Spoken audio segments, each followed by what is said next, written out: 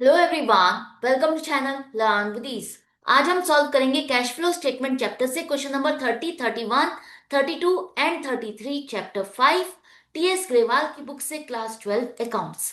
Online classes, online tuitions के लिए आप मुझे स्क्रीन पर दिए गए नंबर पर व्हाट्सएप कर सकते हो अपना नाम और क्लास।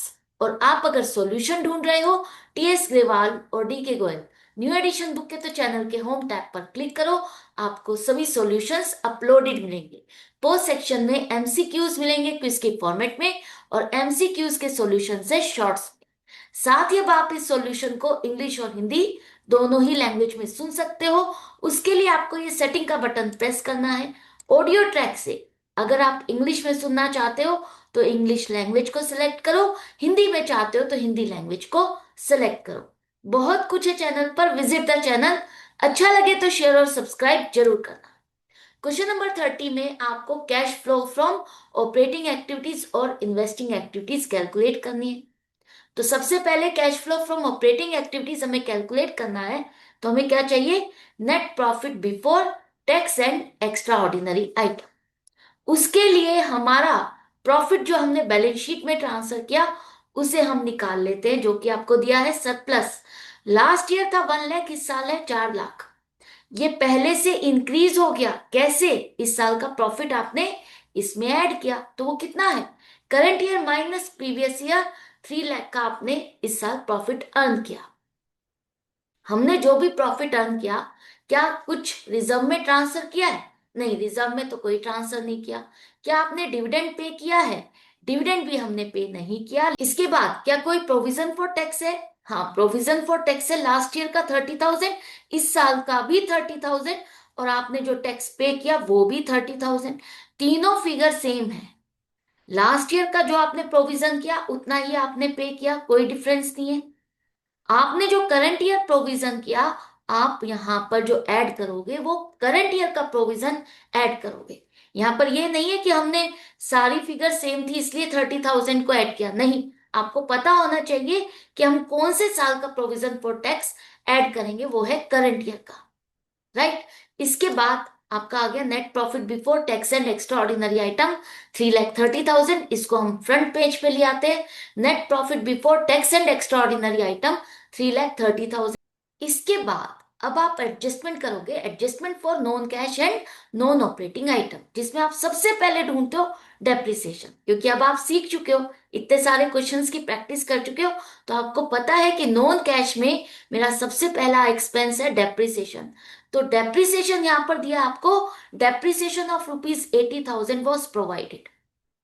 ये वो डेप्रिसिएशन है जो आपने ड्यूरिंग द ईयर जो भी एसेट को यूज किया उस पर जो डेप्रिसिएशन लगाया, प्रॉफिट एंड लॉस में डेबिट किया, ये आपको यहां पर ऐड करना है। यहां पर जो दूसरा डेप्रिसिएशन 65,000 का दिया है, ये यहां पर ऐड नहीं होगा। आप लोग कंफ्यूज हो जाते हो, दोनों फिगर लिख देते हो या माइनस करके कुछ लिख देते हो। नहीं, समझो, ये 65,000 डेप्रिसिएशन है आपकी उस मशीन का जो आपने बेच दी है। ये किस लिए दिया है? ताकि आज की डेट में इसकी क्या वैल्यू है वो निकाल सको। उस एसेट को आपने कितने में बेचा, प्रॉफिट हुआ, लॉस हुआ, सारी चीजें निकालने के लिए आपको ये सारा डाटा उस मशीन से रिलेटेड आपको दिया है। तो हमारा जो प्रॉफिट एंड लॉस में डेप्रिसिएशन डेबिट हुआ है 80,000, वही यहां पर ऐड करोगे। इसके बाद कोई इंटेंजिबल एसेट नहीं है। इस मशीनरी को बेचते हुए आपको लॉस हुआ 8,000 का। ये मेरा इन्वेस्टिंग एक्टिविटी से रिलेटेड है, तो मैं वापस से ऐड कर दूंगी। मेरे डिपार्टमेंट का नहीं है तो ऐड कर दो। ऐड करने के बाद कोई लॉन्ग टर्म बोरोइंग्स पे इंटरेस्ट नहीं है, कोई नॉन करेंट इन्वेस्टमेंट पर आपको इंटरेस्ट या इनकम नहीं मिली, तो ये ऐड करने के बाद टोटल आपका आ गया operating profit before working capital changes 4,18,000। अब आपको करनी है करंट एसेट और करंट लाइबिलिटीज में जो चेंजेस आए उसको कवर करना है। तो सबसे पहले देखो, आपको दिया है ट्रेड पेबल्स। लास्ट ईयर 40,000, इस साल 1,50,000 इंक्रीज हो गए। करंट लाइबिलिटी इंक्रीज होने का मतलब है एक तरह से आपने लोन लिया, आपके पास फंड्स का इनफ्लो हुआ। करंट एसेट्स में आपका है इन्वेंट्री और ट्रेड रिसीवेबल्स। लास्ट ईयर से दोनों ही इंक्रीज हो गए। कितना? 60,000। 60,000 से करंट एसेट इंक्रीज हो रही है, इसका मतलब आपने परचेज की। परचेज करोगे तो पेमेंट करोगे, आउटफ्लो होगा। तो प्लस माइनस करने के बाद आपके पास आ गया cash generated from operating activities 4,68,000। से आपको माइनस करना है जो लास्ट ईयर आपने टैक्स का प्रोविजन किया था, वो आपने कितना पे किया, 30,000। जितना प्रोविजन किया था उतना ही आपने पे किया, कैश का आउटफ्लो हुआ तो लेस कर दो 30,000। पॉजिटिव फिगर आ रही है तो cash flow from operating activities 4,38,000। इस एक्टिविटी से आपका कैश का बैलेंस इंक्रीज हुआ। इसके बाद आपको cash flow from investing activities calculate करना है, जिसके लिए आपको चेक करना है कि आपने कौन सी एसेट को परचेज किया, कितना सेल किया, कितना इनफ्लो या आउटफ्लो हुआ। कैसे करें? यहां पर आपको फिक्स्ड एसेट दी है, लास्ट ईयर थी 3,25,000, इस साल है 3,92,000, इंक्रीज हो रही है। जबकि आपने कुछ डेप्रिसिएशन भी लगाया, एक मशीनरी आपने बेच भी दी, उसके बाद भी इंक्रीज हो रही है। तो इंक्रीज का मतलब परचेज तो है, क्या यही डिफरेंस आपको परचेज लेना है? नहीं, ऐसी गलती मत करना। आपको अकाउंट बना के चेक करना है कि एग्जैक्टली हमने परचेज किया कितने में है। अब यहां पर ओपनिंग बैलेंस लिखो, to balance PD 3,25,000 by balance CD 3,92,000। Accumulated depreciation account नहीं है, इसका मतलब डेप्रिसिएशन आप इसी एसेट में से हर साल माइनस कर रहे हो। ये बुक वैल्यू है, कॉस्ट नहीं है, बुक वैल्यू है। हर साल आप डेप्रिसिएशन जो भी लगा रहे हो वो इसी अकाउंट में माइनस करते जा रहे हो। WDV है आपकी ये। तो 80,000 का आपने डेप्रिसिएशन लगाया, क्रेडिट करो। इसके बाद जो मशीनरी आपने बेची वो खरीदी तो 1,05,000 की थी, आपने इस पर अब तक डेप्रिसिएशन कितना लगाया, 65,000। तो आज की डेट में इसकी वैल्यू क्या है, 40,000। इसे आपने 8,000 के लॉस पर बेचा, मतलब इतना पैसा आपको कम मिला, तो 30,000 रुपीज आपको रिसीव हुए। अब यहां पर हम क्या दिखाएंगे, ये वाला डेप्रिसिएशन यहां पर नहीं दिखाएंगे, ये डेप्रिसिएशन ऑलरेडी हम यहां पर माइनस कर चुके हैं। हमको इस एसेट में से क्या अमाउंट माइनस करनी है, 40,000। जो आज की डेट में इस एसेट की, इस मशीनरी की वैल्यू है, बुक वैल्यू है, वो इसमें इंक्लूडेड है। 40,000 आपको यहां से हटाना है। तो 40,000 के लिए आपको कितना पैसा मिला, 32,000, वो अलग से दिखाओ। आपको कितना लॉस हुआ वो अलग से दिखाओ। तो bye bank account 32,000, by statement of profit and loss 8,000। एक साथ से 40,000 नहीं दिखाना, अलग अलग दिखाना है कि कितना मिला, कितना लॉस हुआ। अब क्रेडिट साइड का टोटल 5,12,000। क्रेडिट साइड का टोटल ज्यादा है डेबिट साइड से, इसका मतलब आपने परचेज की कितनी, 1,87,000। मिल गया फिगर, सारा डाटा कलेक्ट हो गया। अब आ जाओ यहाँ पर cash flow from investing activities में, आपने जो एसेट बेची उससे आपको जो पैसा मिला 32,000, वही आप दिखाओगे। लॉस को यहाँ पर हम नहीं दिखाते, हमें मतलब है कि हमें पैसा मिला कितना, इनफ्लो कितना हुआ। आपने परचेज की तो आउटफ्लो हुआ 1,87,000, तो नेट अमाउंट हो गया आपका 1,55,000। इस एक्टिविटी में आपने कैश को खर्च किया, cash used in investing activities 1,55,000। और कोई एसेट नहीं है, बस यही थी। ये क्वेश्चन कंप्लीट हो गया। इसके बाद क्वेश्चन नंबर 31 में आपको ऑपरेटिंग और इन्वेस्टिंग एक्टिविटी का कैश फ्लो कैलकुलेट करना है। तो सबसे पहले वही ऑपरेटिंग के लिए आपको क्या चाहिए, net profit before tax and extra ordinary item, जो कि आपको दिया है सरप्लस लास्ट ईयर का 2,50,000, इस साल 10 लाख। तो ये इंक्रीज कैसे हुआ, इस साल का प्रॉफिट आपने ऐड किया 7,50,000। इसके बाद क्या आपने डिविडेंड दिया है, डिविडेंड के बारे में तो कुछ नहीं लिखा, हाँ रिजर्व भी नहीं लिखा, और प्रोविजन फॉर टैक्स है। Provision for tax last year 75,000, इस साल 75,000, और इतना ही आपने पे किया। तीनों फिगर सेम है, हमें कौन सा लेना है, करंट ईयर का टैक्स का प्रोविजन 75,000 ऐड करोगे तो net profit before tax and extra ordinary item हो गया 8,25,000। इसी को फ्रंट पेज पे ले आते हैं, net profit before tax and extra ordinary items 8,25,000।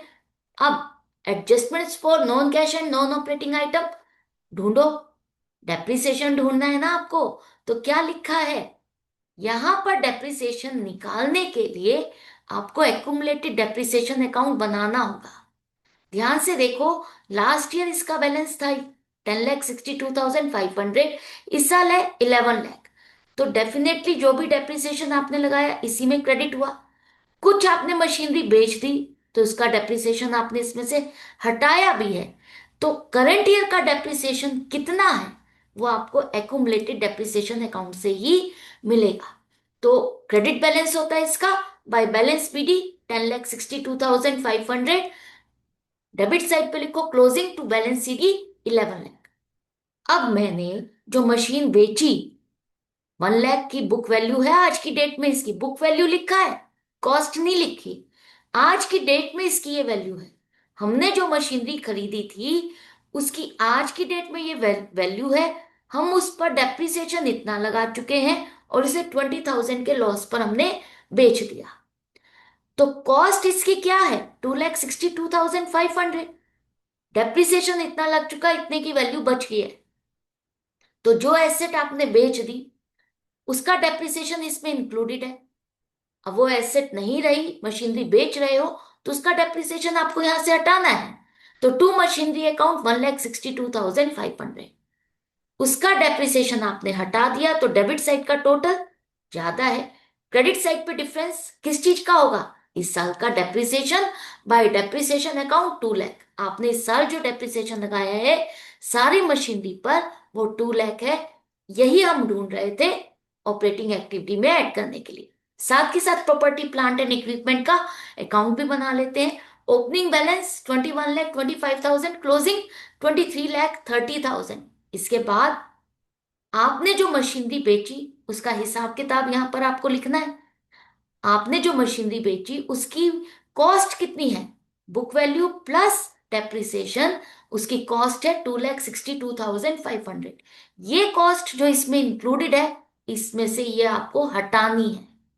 तो इस पर हमने डेप्रिसिएशन लगाया इतना, आज की डेट में वैल्यू 1 लाख, बेचा 20,000 के लॉस पर, तो हमें पैसा कितना मिला? 80,000।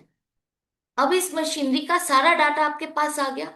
तो आपको 2,62,500 की मशीनरी यहां से हटानी है। तो कैसे दिखाओगे कि अब तक हमने इस पर कितना डेप्रिसिएशन लगाया? By accumulated depreciation account 1,62,500। हमें कितना पैसा मिला? By bank account 80,000। मुझे इसे से बेचने पर प्रॉफिट हुआ या लॉस हुआ? लॉस हुआ। तो by statement of profit and loss 20,000। तो इस तरह से आपकी ये मशीनरी आपने यहां से हटा दी। क्रेडिट साइड का टोटल ज्यादा है, डिफरेंस आ रहा है डेबिट साइड पर, तो डेफिनेटली आपने परचेज किए टू बैंक अकाउंट 4,67,500। क्लियर है? सारा डाटा आपके पास आ गया। तो सबसे पहले आपने जो डेप्रिसिएशन लगाया 2 लाख, ये ऐड हो जाएगा। एसेट को बेचते हुए आपको लॉस हुआ, वो भी मेरा इन्वेस्टिंग एक्टिविटी का है, तो मैं यहां से इसको हटाऊंगी, ऐड करूंगी। इसके अलावा कुछ और है? नहीं, बस यही दो चीजें हैं। इनको ऐड करने के बाद operating profit before working capital changes 10,45,000।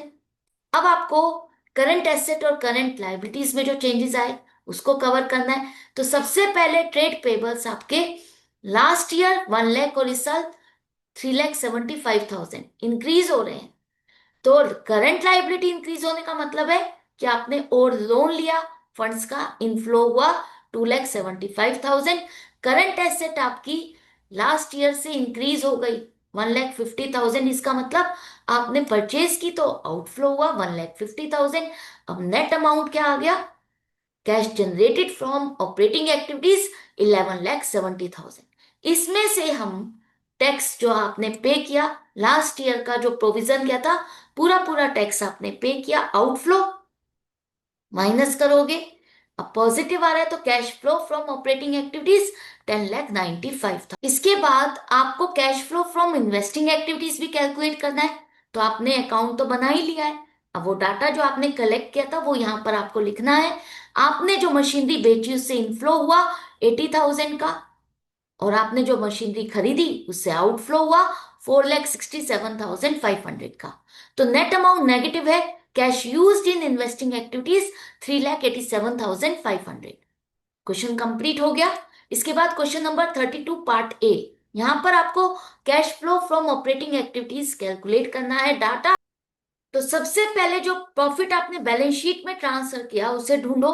यहां पर सरप्लस में दिया है लास्ट ईयर का 6 लाख और इस साल का 5 लाख। तो ये जो आपका प्रॉफिट लास्ट ईयर से डिक्रीज हो गया 1 लाख से, इसका मतलब इस साल आपको लॉस हुआ, जो कि आपने इसमें से माइनस किया। तो लॉस कितना हुआ? Current year minus previous year negative आ रहा है, मतलब 1 लाख का लॉस हुआ। रिजर्व हमारा कोई नहीं है। डिविडेंड, डिविडेंड के लिए लिखा है प्रोपोज डिविडेंड आपका लास्ट ईयर और करंट ईयर दोनों का है। तो जो लास्ट ईयर आपने प्रॉमिस किया था वो आपने इस साल डिविडेंड पे किया होगा, तो वो हम ऐड कर देते हैं 1,50,000। इसके अलावा प्रोविजन फॉर टैक्स वो भी है आपका। कौन सा करें, प्रीवियस ईयर या करंट ईयर? करंट ईयर का आप ऐड करोगे 1,20,000। तो आपके पास आ गया कितना? 1,70,000। Net profit before tax and extra ordinary items, जिसको हम फ्रंट पेज पे ले आते हैं। Net profit before tax and extra ordinary items 1,70,000। इसके बाद आप क्या ढूंढते हो? Depreciation. Adjustment for non cash and non operating item के लिए आप ढूंढते हो डेप्रिसिएशन। एसेट कोई दी नहीं है, डेप्रिसिएशन हम कहां से ढूंढे? इसके अलावा क्या हो सकता है? कोई इंटेंजिबल एसेट आपने राइट ऑफ की है। हाँ, गुडविल लास्ट ईयर से डिक्रीज हो रही है, इसका मतलब 50,000 की आपने गुडविल राइट ऑफ की है, प्रॉफिट एंड लॉस में डेबिट की। तो इसको वापस से ऐड कर देते हैं, और कोई इंफॉर्मेशन नहीं है। इसके बाद operating profit before working capital changes 2,20,000। अब आपको क्या करना है? आपको करंट एसेट और करंट लायबिलिटीज के चेंजेस को कवर करना है। तो आपके ट्रेड रिसीवेबल्स पहले से इंक्रीज हुए। एसेट एक तरह से आपने खरीदी, पेमेंट करोगे तो आउटफ्लो हुआ। ट्रेड पेबल्स आपके वो भी इंक्रीज हो गए। करंट लाइबिलिटी इंक्रीज होने का मतलब आपने किसी से लोन लिया तो इनफ्लो हुआ 50,000। तो प्लस माइनस करने के बाद cash generated from operating activities 2,30,000। इसमें से आप करंट ईयर का टैक्स नहीं, प्रीवियस ईयर का टैक्स माइनस करोगे। कितना? आपने जो 1 लाख का प्रोविजन किया था वही हम यहां से माइनस करेंगे। तो cash flow from operating activities आ गया आपका 1,30,000। क्लियर? इसके बाद क्वेश्चन नंबर 32 पार्ट बी में आपको दिया है cash flow from investing activities आपको कैलकुलेट करना है। मशीनरी है, एक्यूमुलेटेड डेप्रिसिएशन है और कुछ इंफॉर्मेशन है। तो आपकी जो एक मशीनरी है 50,000 की आपने खरीदी थी, आज की डेट में उसकी वैल्यू 40,000 है, और ये आग लग करके जल करके खराब हो गई। इंश्योरेंस से आपको क्लेम मिल गया 32,000 का। आपने पूरे साल में डेप्रिसिएशन लगाया अपनी सारी एसेट्स पर 3,50,000। एक मशीनरी जो 2,50,000 की खरीदी थी उसे आपने 20,000 के लॉस पर बेच दिया। तो आपको यहां पर इन्वेस्टिंग एक्टिविटीज को कैलकुलेट करने के लिए अकाउंट बनाना पड़ेगा, एक्यूमुलेटेड डेप्रिसिएशन अकाउंट बनाना पड़ेगा, क्योंकि जो एसेट अब आपके पास नहीं है उसका डेप्रिसिएशन यहां से हटाना है। तो सबसे पहले क्रेडिट बैलेंस है, ओपनिंग लिखो by balance PD 4 lakh, closing to balance CD 6,50,000। During the year हमने इस पर डेप्रिसिएशन लगाया और इस अकाउंट में क्रेडिट किया। कितना? 3,50,000। तो बाय डेप्रिसिएशन अकाउंट 3,50,000। अब जो मशीनरी आपने 50,000 की खरीदी थी वो आपकी 40,000 की वैल्यू की आज। आज 40,000 की वैल्यू है, इसका मतलब आपने अब तक इस पर 10,000 का डेप्रिसिएशन लगा दिया है। ये 10,000 का डेप्रिसिएशन आपका इस वैल्यू में इंक्लूडेड है। अब ये मशीनरी चाहे आप बेचो या आपकी जल करके आपका नुकसान हो गया, दोनों ही केस में ये मशीनरी अब आपके पास नहीं है, तो उसका डेप्रिसिएशन यहां से हटाना होगा, है ना? दूसरी मशीनरी आपने जो बेची है वो आपने 2,50,000 की खरीदी थी, उसे बेच दिया 20,000 के लॉस पर। उसका डेप्रिसिएशन कितना है? अब तक हम कितना लगा चुके वो भी अब हमारे पास नहीं है, तो वो भी यहां से हटाना है। लेकिन वो पता नहीं है, उसको निकालने के लिए क्या करेंगे? सबसे पहले इसका डेप्रिसिएशन हमें पता है, वो तो हम यहां से माइनस कर देते हैं। अब देखो, क्रेडिट साइड का टोटल 7,50,000, डेबिट साइड पे डिफरेंस आ रहा है। तो वो जो डिफरेंस है वो किस चीज का है? वो इस मशीनरी को जो आपने बेचा उस पर आप अब तक कितना डेप्रिसिएशन लगा चुके हो? 90,000। फिगर मिल गया आपको? ये फिगर बहुत जरूरी है क्योंकि हम अब प्लांट एंड मशीनरी अकाउंट में इसका हिसाब किताब करेंगे। करेंगे ना। तो सबसे पहले देखो, opening balance 20 lakh, closing 28 lakh. इसके बाद आपने क्या किया, आपने जो मशीनरी फायर से जल करके खराब हो गई, वो कितनी वैल्यू की खरीदी थी, 50,000। तो ये 50,000 इसमें इंक्लूडेड है। ये 50,000 मुझे यहां से हटाने हैं। तो कैसे हटाऊंगी, मैंने कितना डेप्रिसिएशन लगाया, इसकी आज की डेट में वैल्यू 40,000, जिसमें से मुझे क्लेम मिल गया 32,000। एक तरह से आपने इसको बेचा, ये पैसा मिला, बाकी मुझे लॉस हुआ 8,000। कितना डेप्रिसिएशन लगाया, कितना पैसा मिला और कितना लॉस हुआ, ये तीन फिगर हमें यहां पर दिखानी है। इसी तरह से दूसरी मशीनरी, जो कि आपकी 2,50,000 में आपने खरीदी थी, 90,000 का डेप्रिसिएशन लगा चुके हो, आज की डेट में वैल्यू है 1,60,000, बेचते हुए लॉस हुआ 20,000, पैसा मिला 1,40,000। दोनों मशीनरी पर जो आप डेप्रिसिएशन लगा चुके हो, 10,000 और 90,000, वो यहां पर आप माइनस करोगे by accumulated depreciation account 1 lakh. इसके बाद आपने इसको बेचा तो कितना पैसा मिला, एक से तो आपको इंश्योरेंस क्लेम मिला 32,000, दूसरे को बेचने पर 1,40,000 मिले। तो बाय बैंक अकाउंट 1,72,000। आपको बेचने पर कितना नुकसान हुआ, 8,000 plus 20,000, by statement of profit and loss 28,000। कितना डेप्रिसिएशन लगाया, कितना पैसा मिला, कितना नुकसान हुआ, ये तीनों फिगर आपको अलग अलग दिखा। अब क्रेडिट साइड का टोटल 31 लाख, डेबिट साइड पे डिफरेंस है 11 लाख, इसका मतलब परचेज की। सारा डाटा आ गया आपके पास। लिखो यहां पर, कितने में बेची, sale of machinery 1,40,000, insurance claim मिला 32,000, टोटल इनफ्लो 1,72,000। इसके बाद जो आपने मशीनरी परचेज की 11 लाख, आउटफ्लो हो गया। नेट अमाउंट आपका नेगेटिव आ रहा है, cash used in investing activities 9,28,000। Question complete हो गया, आई होप आपको अच्छे से समझ में आ गया। अब क्वेश्चन नंबर 33 में आपको cash flow from finance activities calculate करना है। लॉन्ग टर्म लोन दिया है, लास्ट ईयर 2 लाख, इस साल 2,50,000। क्या हमने 50,000 का और लोन लिया है, यही अमाउंट है जो आपने और लोन लिया, या कुछ और है। आपने 1 लाख रुपए का लोन पे भी किया है, तो ध्यान से रीड करो। अगर डायरेक्टली नहीं कैलकुलेट कर पा रहे हो तो अकाउंट बना लो। अकाउंट लाइबिलिटी है, तो क्रेडिट साइड पर ओपनिंग बैलेंस लिखो, by balance BD 2 lakh, closing balance debit side पर टू बैलेंस सीडी 2,50,000। आपने इसमें से 1 लाख रुपीज पे कर दिए, 2 लाख में से पेमेंट कर दोगे तो लाइबिलिटी कम हो जाएगी, टू बैंक अकाउंट 1 लाख। अब डेबिट साइड का टोटल 3,50,000, डिफरेंस आ रहा है क्रेडिट साइड पर, इसका मतलब आपने और लोन लिया, कितना, बाय बैंक अकाउंट 1,50,000। तो यहां से अब आपको एग्जैक्ट फिगर मिल गई कि आपने लोन लिया कितना है। फाइनेंस एक्टिविटीज का आपको कैश फ्लो बनाना है, तो कितना लोन लिया आपने, 1,50,000, ये इनफ्लो है। आपने जो पेमेंट की है लोन की, तो less long term loan paid 1 lakh, net amount 50,000 inflow, आपको पॉजिटिव दिखाना है cash flow from finance activities. Clear, ये क्वेश्चन सारे कंप्लीट हो गए, आई होप आपको अच्छे से समझ में आ गए। तो इसी तरह से आपको कनेक्टेड रहना है, सीखते रहना है, समझते रहना है।